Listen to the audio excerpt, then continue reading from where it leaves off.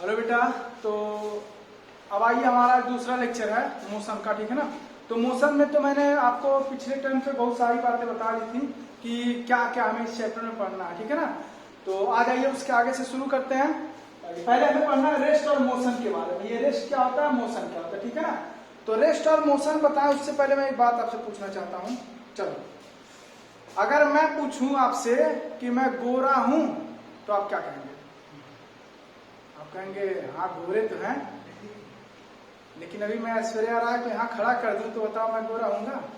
तब तो मैं उनके सामने क्या हो गया, काला हो गया कि नहीं हो गया? या आप मुझे काला कह दोगे तो मैं रजनीकांत को लाके अपने सामने खड़ा कर दूंगा, तब बताओ क्या हो जाएगा? तब मैं गोरा हो जाऊंगा। मतलब कहना मैं ये चाहता हूं यार कि मैं गोरा हूं या मैं काला हूं, ये इस बात पर डिपेंड कर रहा है कि किसके रिस्पेक्ट में मैं इसे देख रहा हूं, इस बॉडी को। समझ में आया कि नहीं आया? मीन्स कुछ क्वांटिटीज ऐसी होती हैं जिनको हम सिंगल नहीं डिफाइन कर सकते हैं, एब्सोल्युटली उनको डिफाइन नहीं कर सकते हैं। उनको डिफाइन करने के लिए हमें किसी ना किसी का हेल्प लेना पड़ेगा। बात समझ में आया कि नहीं आया? क्या मैंने कहा, एक बार फिर से देखिएगा। मैंने कहा, चलो मैं दूसरा एग्जांपल लेता हूं, मैं बड़ा हूं तो आप स्वाभाविक सी बात कहेंगे सर एकदम बड़े हैं। लेकिन अभी मैं अमिताभ बच्चन जी को खड़ा कर दूं और मैं पूछूं अब मैं बड़ा हूं तो आप कहेंगे नहीं सर अब तो आप छोटे हो गए।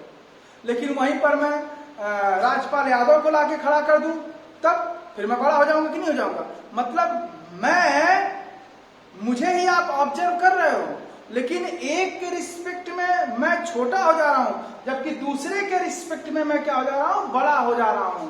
बात समझ में आया कि नहीं आया? तो ये छोटा बड़ा, गोरा होना, काला होना, मीठा होना, तीखा होना, ये सब रिलेटिव क्वांटिटीज हैं। कैसी क्वांटिटीज है? रिलेटिव। इनको एब्सोल्युटली हम डिफाइंड नहीं कर सकते हैं। बात समझ में आ गया बेटा? चलो ठीक है। ऐसे ही ये हमारा रेस्ट और मोशन भी रिलेटिव क्वांटिटी है, इसको एब्सोल्युटली हम डिफाइंड नहीं कर सकते हैं। बात समझ में आया ना? कैसे, जरा ध्यान से देखना। वैसे सिंपल सा एग्जांपल है। अभी मैं आपसे पूछूं कि क्या मैं रेस्ट में हूं, तो आम बोलचाल में आप यही कहोगे, अगर आप मेरे सामने बैठे हो तो आप कहोगे सर बिल्कुल आप रेस्ट में हैं। क्यों? क्योंकि मेरा जो पोजीशन है वो टाइम के साथ आपके रिस्पेक्ट में बिल्कुल भी चेंज नहीं हो रहा है, इसलिए आप मुझे किस में कह दोगे? रेस्ट में कहोगे। बात समझ में आया कि नहीं आया? क्लियर है? तो चलो जरा ध्यान से देखो, रेस्ट और मोशन ये दोनों इस बात पर डिफाइन की जाएंगी कि जो ऑब्जर्वर है वो कैसा है। तो ध्यान देने का एक मैं एग्जांपल लेता हूं, तब उसके बाद रेस्ट और मोशन आपको अच्छे समझ में आएगा। सपोज करो मैं बस में बैठा हूं आगे वाले सीट पे, आप बस में बैठे हुए हो पीछे वाले सीट पे, और आपके भाई साहब वो सड़क के किनारे हैं। आपने मुझसे पूछा या मैंने आपसे पूछा कि बेटा बताओ मैं मोशन में हूं कि रेस्ट में हूं, तो आप कहेंगे सर आप तो रेस्ट में हैं। क्यों? क्योंकि आपके रिस्पेक्ट में मेरे पोजीशन में कोई चेंज नहीं हो रहा है। लेकिन उसी समय, जिस समय मैंने आपसे पूछा, उसी समय मैंने फोन लगा करके आपके भाई साहब से पूछा कि आप बताइए कि मैं रेस्ट में हूं कि मोशन में हूं। क्योंकि बस तो मूव कर रहा था, तो आपके भाई साहब का जवाब होगा सर आप मोशन में हैं, क्योंकि मेरे रिस्पेक्ट में आपका पोजीशन, जैसे जैसे बस का पोजीशन चेंज हो रहा है वैसे वैसे आपका भी पोजीशन चेंज हो रहा है। मतलब मुझे आपने, जो आप पीछे बैठे हुए हो, आपने कहा कि मैं रेस्ट में हूं, और उसी समय मुझे आपके भाई साहब ने कहा कि मैं मोशन में हूं। मतलब मैं रेस्ट में हूं कि मोशन में हूं, ये दोनों के दोनों बात इस बात पर डिपेंड किए कि ऑब्जर्वर कैसा है।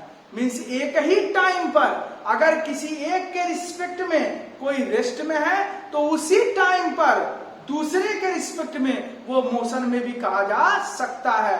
तो मोशन और रेस्ट ये दोनों के दोनों रिलेटिव क्वांटिटी हैं, इनको डिफाइन करना है तो सबसे पहले आपको ये डिसाइड करना होगा कि किसके रिफरेंस में किसके रिफरेंस में आप उसकी बात कर रहे हो।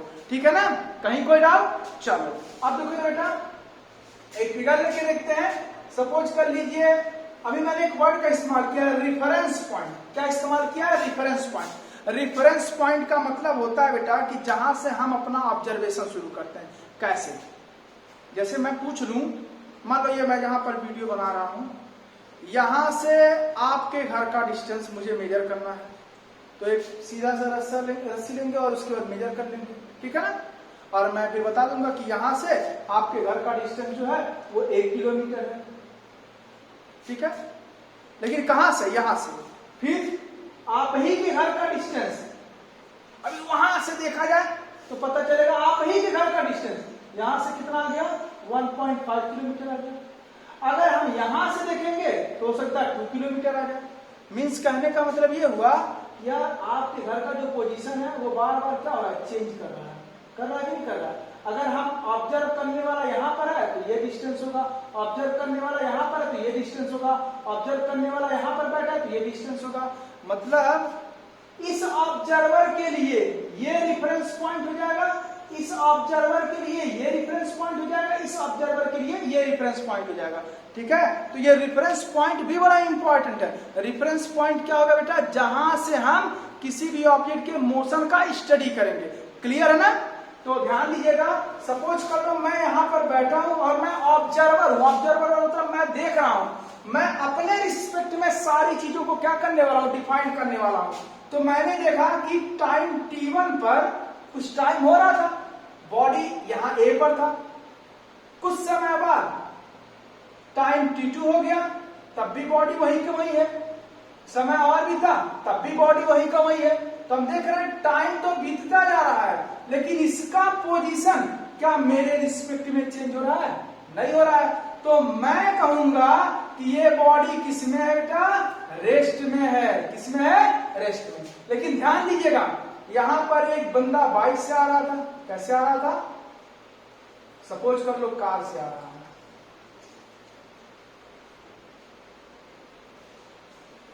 t1 टाइम पर ये यहां पर था, t2 टाइम पर सपोज कर लो ये कहां आ गया? देखो फिगर बहुत छोटा होगा, थोड़ा ध्यान देना आप लोग। t2 टाइम पर यहां आ गया, अब देखो यहां आ गया। t3 टाइम पर क्या हुआ? यहां आ गया। तो अब जरा ध्यान से देखिए, क्या आप ऑब्जर्व कर रहे हो कि ये जो यहां पर कोई है वो उसका पोजीशन इसके रिस्पेक्ट में क्या हो रहा है? टाइम के साथ चेंज हो रहा है। तो हम कहेंगे कि ये इसके रिस्पेक्ट में ये मोशन में है, या हम ऐसे भी कह सकते हैं। तो इस कार के रिस्पेक्ट में देखो, जैसे जैसे टाइम चेंज कर रहा है वैसे वैसे इसके रिस्पेक्ट में इसका पोजीशन भी चेंज हो रहा है। तो हम ये कह सकते हैं कि इसके रिस्पेक्ट ये कहेगा कि ये मोशन में है, या उल्टा ये भी कह सकता है कि ये मोशन में है। और जबकि यहां मेरे रिस्पेक्ट में देखा जाएगा तो ये किसमें है? रेस्ट में है। बात समझ में आ गया कि नहीं आ गया? क्लियर है? तो मोशन और रेस्ट को आप डिफाइन कर सकते हैं। कैसे डिफाइन कर सकते हैं जरा ध्यान से देखो। अभी तक तो आपने समझा है, अब इसको डिफाइन कैसे किया जाएगा जरा ध्यान देना। कहा क्या गया कि अगर किसी भी ऑब्जेक्ट का जो पोजीशन है किसी के रेफरेंस में, और वो रेफरेंस हम क्या ले रहे हैं? अपना सराउंडिंग ले रहे हैं। सराउंडिंग मतलब जहां मैं खड़ा हूं उसके चारों तरफ की बात मैं कर दे रहा हूं। जैसे मकान जो है मेरे आसपास में, या पेड़ पौधे जो है उसके रिस्पेक्ट में अगर किसी ऑब्जेक्ट का पोजीशन चेंज किया तो वो कहा जाएगा मोशन में है, और अगर उसने पोजीशन अपना चेंज नहीं किया तो क्या कहा जाएगा? वो रेस्ट में है। एक बार फिर से देखो, क्या मैंने कहा? अगर किसी भी ऑब्जेक्ट का पोजीशन उसके सराउंडिंग के रिस्पेक्ट में, या आप कह दो उसके रेफरेंस पॉइंट के रिस्पेक्ट में टाइम के साथ अगर चेंज नहीं हुआ तो बॉडी किस में कहा जाएगा? रेस्ट में कहा जाएगा। लेकिन अगर किसी बॉडी का पोजीशन किसी फ्रेम ऑफ रेफरेंस के रिस्पेक्ट में या उसके सराउंडिंग के रिस्पेक्ट में टाइम के साथ चेंज हुआ तो वो बॉडी किस में कहा जाएगा?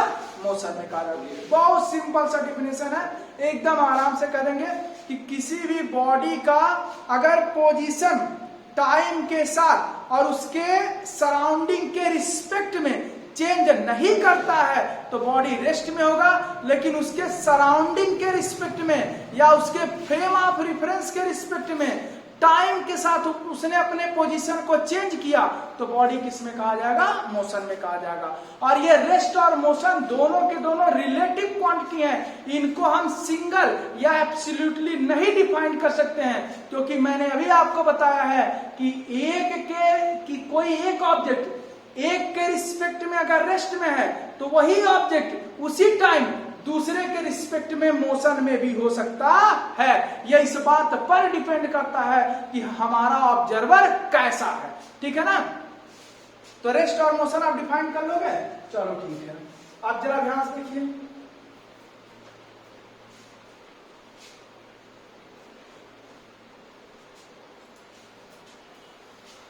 रेस्ट और मोशन में कोई दिक्कत होगा तो आप लोग कमेंट करिएगा, फिर मैं बताऊंगा।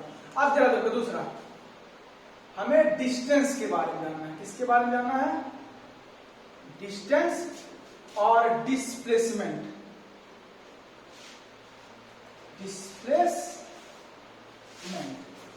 ठीक है बेटा, ये डिस्प्लेसमेंट जो है वो इफेक्ट को बताता है। इफेक्ट मतलब समझना मैं क्या कह रहा हूं, इसे सपोज कर लो एक बॉडी है, इस पर अगर 10 न्यूटन का फोर्स आपने इधर लगाया और 5 न्यूटन का फोर्स आपने इधर लगाया, तो इस पर तो जो टोटल फोर्स लगा है वो 15 न्यूटन का लगा है, लेकिन इसका इफेक्ट क्या होगा, इफेक्ट मतलब जिसके कारण ये मोशन कर रहा है वो फोर्स कितना होगा, तो वो आपका हो जाएगा, क्योंकि देखो ये इधर की तरफ ये इधर की तरफ दोनों अपोजिट है तो माइनस हो जाएगा, कितना हो जाएगा 5 न्यूटन। तो ये 5 न्यूटन हमारा जो है वो इफेक्टिव है, इसी के कारण ही ये मोशन में आ रहा होगा।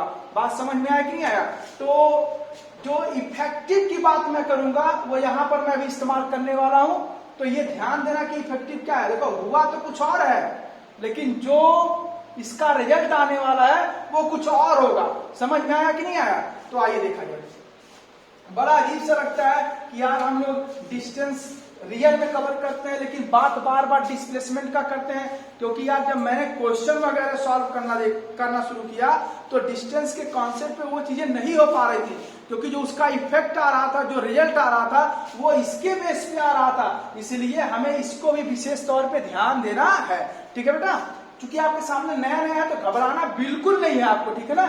आओ चलो देखो, अच्छा ध्यान दो, मान लो ये आपका रेफरेंस पॉइंट है, क्या है, रेफरेंस पॉइंट है, और यहां से आप मूव कर रहे हो ऐसे ऐसे ऐसे ऐसे यहां आ गए। रेफरेंस पॉइंट को मैं मान लेता हूं इनिशियल पॉइंट, क्या मान लेता हूं, इनिशियल पॉइंट, और ये हमारा क्या हो गया, फाइनल पॉइंट हो गया। ठीक है बेटा, अब जरा ध्यान से देखो, आप अगर बाइक से चले होते तो जब बाइक ऐसे ऐसे करके आएगा तो बाइक में एक ओडोमीटर लगा होता है। ओडोमीटर क्या करता है, वो डिस्टेंस को मेजर करता है।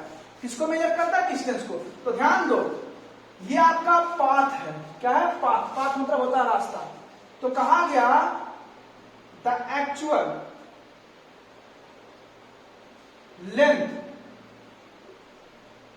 Of path between initial and final position। क्या मैंने कहा, इनिशियल पोजीशन ये है, फाइनल पोजीशन ये है। तो मैंने क्या कहा, जरा ध्यान से देखिएगा, मैंने कहा द एक्चुअल, एक्चुअल मतलब जो वास्तव में रियल में हुआ है, द एक्चुअल लेंथ, क्या मैंने कहा, द एक्चुअल लेंथ किसका, ऑफ पाथ, किसके बीच का, between initial and final position is called, इसी को कहा जाएगा डिस्टेंस। क्या कहा जाएगा बेटा, डिस्टेंस। बहुत सिंपल सी बात है, आप बाइक से अपने घर से अगर कहीं पर जाते हो तो ओडोमीटर पूरे पाथ के लेंथ को क्या करता जाता है, मेजर करता चला जाता है। तो वो आपके एक्चुअल पाथ का लेंथ है, और उसी को हम लोग सिंपल क्या कह देंगे, डिस्टेंस करेंगे। तो डिस्टेंस क्या है, जो आपने पाथ ट्रेवल किया है उसका जो एक्चुअल लेंथ है, जो उसका रियल लेंथ है, जो वास्तव में उसने कवर किया है, वो लेंथ हमारा क्या कहलाएगा, डिस्टेंस कहलाएगा। क्या कहलाएगा बेटा, डिस्टेंस। लेकिन अब जरा ध्यान से देखो, एक बात तो, डिस्टेंस हमारा स्केलर क्वांटिटी है। कैसा क्वांटिटी है, स्केलर क्वांटिटी है। मैंने कल आपको स्केलर और वेक्टर के बारे में बताया था, क्योंकि मैं पूछूं यहां से गोरखपुर से आपके मझगांवा का डिस्टेंस क्या है, तो आप यही कहते हो कि 42 किलोमीटर। आप डायरेक्शन के बारे में कोई जिक्र नहीं करते हो, और वैसे भी रास्ते ऐसे टेढ़े मेढ़े हैं, तो हम रास्ते का डायरेक्शन बार बार नहीं बताते, बस सिंपल सा कह देते हैं 42 किलोमीटर। क्योंकि यहां से मैं बाइक से गया और वहां मझगांवा तक पहुंचा, तो पूरे पाथ का लेंथ जो मैंने मेजर किया वही मैंने बता दिया, यहाँ डायरेक्शन का मैंने जिक्र नहीं किया। लेकिन आप जरा ध्यान से देखिएगा डिस्प्लेसमेंट, तो ये डिस्टेंस हमारा कैसा है, स्केलर क्वांटिटी है, और इसका एसआई यूनिट क्या होगा। ध्यान दें, जब भी किसी भी चीज का डिफिनेशन पूछा जाता है तो उस सिचुएशन में हमें इतना काम करना पड़ता है क्या, पहले तो उसका डिफिनेशन लिखेंगे, फिर अगर उसका कोई फॉर्मूला होगा तो उस फॉर्मूले को लिखेंगे, फिर ये बताएंगे कि वो स्केलर क्वांटिटी है कि वेक्टर क्वांटिटी है, और उसके बाद उसका यूनिट भी बताएंगे, तब जाकर के वो डिफिनेशन कंप्लीट माना जाएगा। पहले पूरा डिफाइन करो, फॉर्मूला लिखो, स्केलर है कि वेक्टर है ये बताओ, फिर उसका यूनिट लिखो, तब वो आपका कंप्लीट डिफिनेशन माना जाएगा। अदरवाइज अगर केवल इतना लिख के आते हो तो नंबर आपको एग्जामिनर काट लेगा, तो आप कुछ कर नहीं सकते हो, ठीक है ना। हाँ, तो ये स्केलर क्वांटिटी है, इसका एसआई यूनिट क्या होगा, मीटर होगा, जबकि सीजीएस यूनिट क्या होगा, वो सेंटीमीटर होगा, ठीक है ना। अब आओ हम बताने जा रहे हैं किसके बारे में, डिस्प्लेसमेंट। हाँ बेटा, अब डिस्प्लेसमेंट के बारे में आइए देखा जाए। अच्छा, डिस्टेंस डिस्प्लेसमेंट एक बार फिर से देखो, क्योंकि अभी कहोगे ये क्या है, कौन सी नई चीज आ गई। फिर से देखो, ये एक बॉडी है, इस पर 10 न्यूटन का फोर्स इधर लगा, 5 न्यूटन का फोर्स इधर लगा, तो रियल में इस पे लगा है 15 न्यूटन का, तो रियलिटी ये है, रियलिटी क्या है, ये है। लेकिन इफेक्ट क्या आया, इसका इफेक्ट क्या आया, तो आप खुद ही कहोगे 5 इधर 10 इधर, तो आएगा इफेक्ट इधर 5 मीटर, आएगा कि नहीं आएगा। तो बेटा ऐसे ही डिस्प्लेसमेंट है, डिस्प्लेसमेंट जो होता है वो इफेक्ट को बताता है, किसको बताता है, इफेक्ट को। तो ध्यान दो, ध्यान दो, समझ गए होंगे आप लोग मैं क्या बताना चाहता हूं। आप भले से इस पाथ को ट्रेस किए हो, लेकिन डिस्प्लेसमेंट कहता है कि कहां से चले, इनिशियल पोजीशन क्या है आपका और फाइनल पोजीशन क्या। देखो मैं बार बार कह रहा हूं, इनिशियल पोजीशन क्या है और फाइनल पोजीशन क्या है, के बीच का जो मिनिमम डिस्टेंस होगा, और मिनिमम डिस्टेंस एक स्ट्रेट लाइन होता है, क्या होता है, स्ट्रेट लाइन। तो जो मिनिमम डिस्टेंस होगा किसके किसके बीच का, इनिशियल और फाइनल पोजीशन के बीच का जो मिनिमम डिस्टेंस होगा, वही हमारा क्या कहलाएगा, डिस्प्लेसमेंट कहलाएगा। तो मैंने क्या कहा, the minimum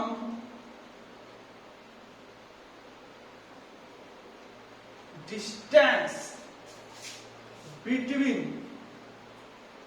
initial and final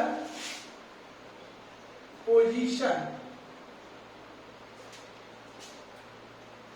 of moving body is called displacement. तो दोनों में क्या अंतर बेटा, ये एक्चुअल पाथ का लेंथ होता है, जबकि ये इफेक्ट को बताता है, और क्या कहता है कि कहां से चले कहां पहुंचे। देखो ध्यान दो, कहां से चले और कहां पहुंचे के बीच का जो मिनिमम डिस्टेंस है, वही हमारा क्या कहलाएगा, डिस्प्लेसमेंट। अच्छा, ये एक वेक्टर क्वांटिटी है, रीजन क्योंकि आपने कहा है कि इनिशियल से फाइनल, देखो डायरेक्शन दे रहा है, नहीं देख रहे हो कि आप भले से ऐसे चले हो, तो इनिशियल से फाइनल के बीच का जो स्टेट है वो आपने डायरेक्शन को इंडिकेट किया, तो ये हो जाएगा वेक्टर क्वांटिटी, और इसका भी एसआई यूनिट क्या हो जाएगा आपका, मीटर, और सीजीएस यूनिट क्या हो जाएगा आपका, सेंटीमीटर। क्लियर है ना बेटा। तो हमेशा ध्यान देना, जब भी डिस्टेंस का मैटर आएगा तो पूरे पाथ का लेंथ ले लेना, और जब भी डिस्प्लेसमेंट आएगा तो आप इनिशियल और फाइनल को ध्यान देना, और उसके बीच में एक स्ट्रेट लाइन ड्रा कर देना, और वो जो लेंथ होगा उस स्ट्रेट लाइन का, वही हमारा क्या कहलाएगा, डिस्प्लेसमेंट कहलाएगा। और डिस्प्लेसमेंट में डायरेक्शन जरूर बताएंगे, क्योंकि ये कैसी क्वांटिटी है, वेक्टर क्वांटिटी है। एक क्वेश्चन लेते हैं तो और समझ में आ जाएगा, ठीक है ना। तो ये आप लोग नोट कर लीजिएगा।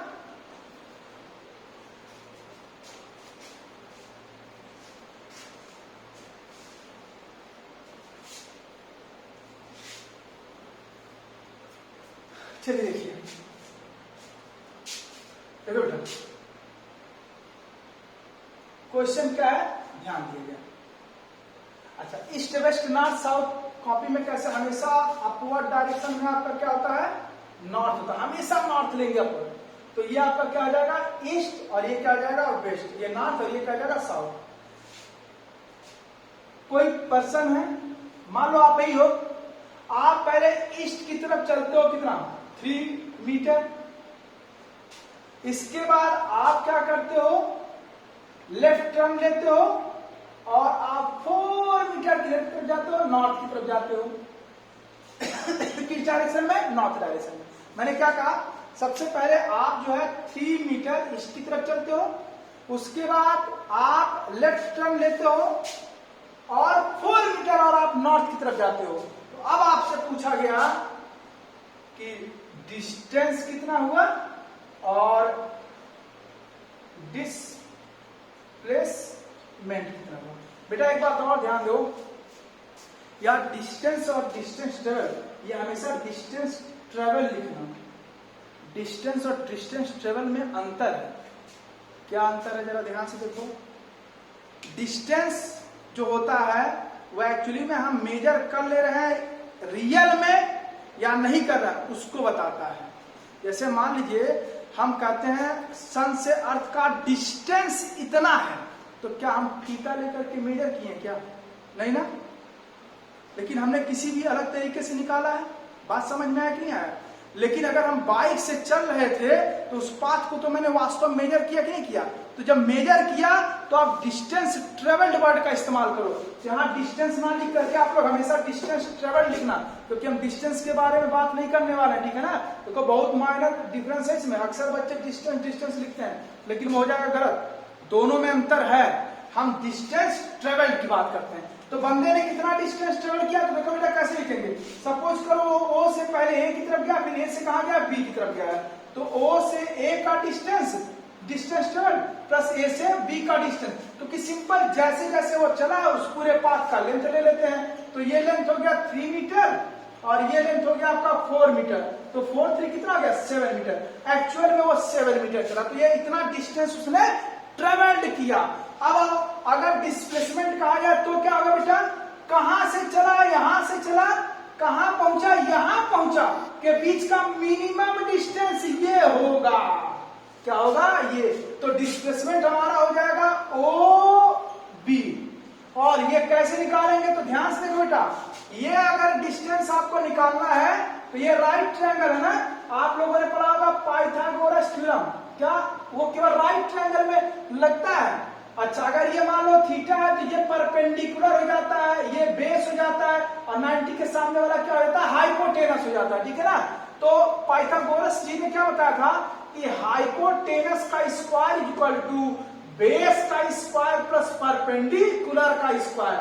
समझ में आया कि नहीं आया। तो जरा देखो, इसको अगर निकालना तो कैसे निकालेंगे, यहां देखिए। तो OB हमारा जो होगा, OB का स्क्वायर जो हो जाएगा वो हो जाएगा OA का स्क्वायर प्लस AB का स्क्वायर। तो ये OA कितने के बराबर है, 3 के, और AB कितने के बराबर है, 4 के। तो 3 3 जा 9, 4 4 जा 16, 9 16 कितना हो जाएगा, 25।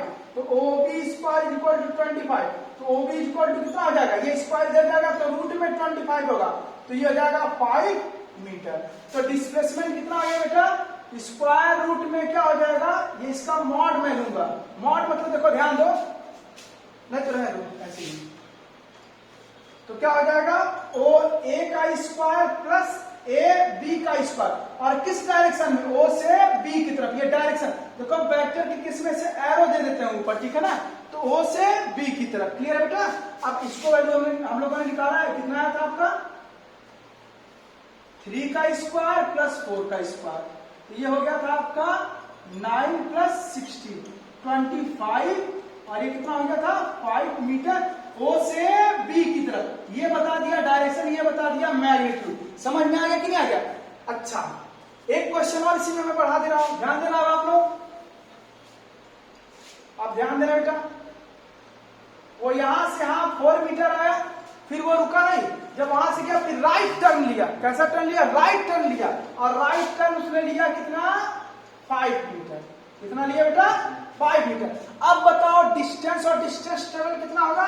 तो डिस्टेंस ट्रेवल में क्या करेंगे, एक बार और ऐड कर देंगे, क्या? ओ सी। तो ये कितना हो जाएगा बेटा? 5। तो हो जाएगा आपका 12 मीटर। अब डिस्प्लेसमेंट कैसे निकालेंगे इसका? फिर वही बात, कहां से चले, यहां से कहां पहुंचे, यहां पहुंचे के बीच का मिनिमम डिस्टेंस, ये हो गया। अब इसको कैसे निकाला जाए? तो हम एक काम करते हैं, यहां से डॉट डॉट करके एक लाइन ड्रॉ करते हैं। यहां से यहां तक ये 3 है, और यहां से यहां तक ये कितना हो जाएगा? जितना ये उतना ये हो जाएगा, तो ये 5 हो जाएगा। अब बताओ, और ये अगर आपका 4 है तो स्वाभाविक सी बात है ये भी आपका कितना हो जाएगा? 4 हो जाएगा। अब बड़े आराम से आप निकाल सकते हो, खुद ही देख लो।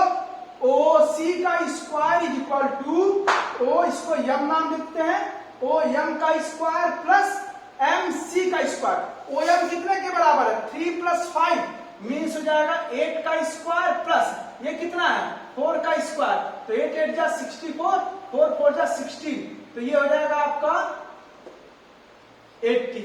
ओसी स्क्वायर, ओसी इक्वल टू क्या आ जाएगा? रूट में 80। अब आप इसके वैल्यू को क्या कर सकते हो? कैलकुलेट कर सकते हो, और डायरेक्शन किधर की तरफ? ओ से सी की तरफ, ऐसे दीजिए, ओ से सी की तरफ। बात समझ में आया कि नहीं आया? यहां पर भी क्या लिखेंगे? ओ से बी की तरफ। क्लियर है बेटा? तो इस तरह से भी क्वेश्चन आपसे पूछा जा सकता है। अब सर्किल वाला, सर्कुलर पाथ का भी क्वेश्चन बहुत पूछा जाता है, तो उसे मैं आपको नेक्स्ट वीडियो में बता रहा हूं। पहले इस वीडियो में अगर आपको कोई चीज समझ में ना आया हो तो आप लोग एक बार जरूर देखना। जो रेस्ट, मोशन, ये सब मैंने डिफाइन किया, इसको देखो, अगर समझ में आया ठीक है, नहीं तो आप लोग बताना, फिर मैं इसको एक बार और एक्सप्लेन करूंगा। ओके बेटा।